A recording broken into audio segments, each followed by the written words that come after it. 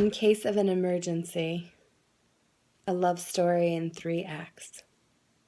Act 1. Tonight, when going home, I'll appreciate the heat in my car for the first time. I'll remember back to days with cars that had no heat, no music. Strange it is that I have come to this. Finding comfort in 4 cylinders is easier than 2 arms. But tonight, going home, I'll replay fantasies of love, those dreams I've all but abandoned. Tonight, when crawling into bed, I'll pretend that Prince Charming will be the one to wake me. My parents should have never named me after a princess, 'cause then I want it to be fulfilled. I want love to show up at my door. Not some metaphoric door, I mean my door. I want love to climb the 3 flights of stairs, knock with some beautifully melodic yet not too common knock. I want to see love through the peephole, all out of proportion and badly lit. I want love to enter tonight. I want love to share its secrets, even its really, really bad secrets. I want love to hand me flowers for all the things I've done wrong. I want love to forgive me the way Jesus was supposed to. And going home tonight, I'll pretend that love is driving in the car behind me. I'll fumble with my cigarette, brush hair from my face, and listen to music.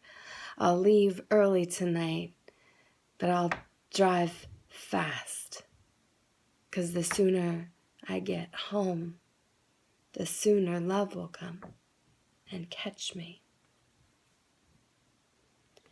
Act 2. What I wanted most of all was to believe you. 3 a.m., waiting for the train to pass on Granby, you riding shotgun in the car behind me, too drunk to drive yourself. You jumped out of the door, knocked at my window, insisted that trains were an excuse to kiss. And we did. Your fingers entwined with mine over the lip of my window. I felt your mouth open like a coal stove, hot and smoky steam rising between our breaths in the cold air. Tongues dancing round each other like wheels chugging along. I wanted the train to last forever, to count the cars to infinity. I wanted this to be the real you. I wanted to get you home in my bed, ignore my roommate sleeping in the next room, and whistle loudly, shake the walls, hear you say you love me, and finally believe it. Act 3. I would like to say that if you showed up at my door, that I would slam it in your face.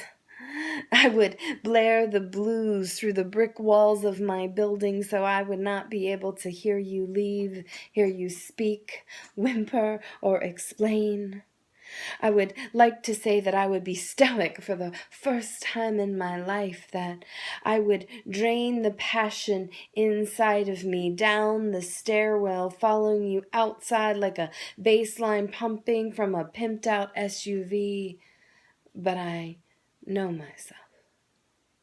I know I would listen to the excuses slipping carelessly from your lips until I did not even care what you were saying. 'Cause we never really cared what each other was saying. I would look at your lips and think it has been so long since we, meaning our lips, have taken the time to say hello, and I would feel rude not reintroducing them. And I would interrupt your planned speech, kiss you deeply without intention, because plans or intentions never worked for us. They were always a guise like, hey, do you want to come over and watch a movie? And we all know what come over and watch a movie means. In fact, I can't remember the last time I watched a movie with someone. I know I never did with you. But what I did with you had drama. We shared passion, not love. Love must be more than this. Love has to be more than this. It has to be more than the memory of your palm cupping my shoulder, holding me like water, fragile and fluid. It has to be more than the mutually accepted guises we shared, the excuses we invented for each other's touch. It has to be louder than the wailing of blues horns, and it has to take more than an apology to get back to where we started. It has to be. But I know with your apology, I would feel returned in that used and familiar way. Not all too different from the way I feel about the red lighter I accidentally picked up from somewhere I don't remember. The one that stays in the console of my car, just in case of an emergency.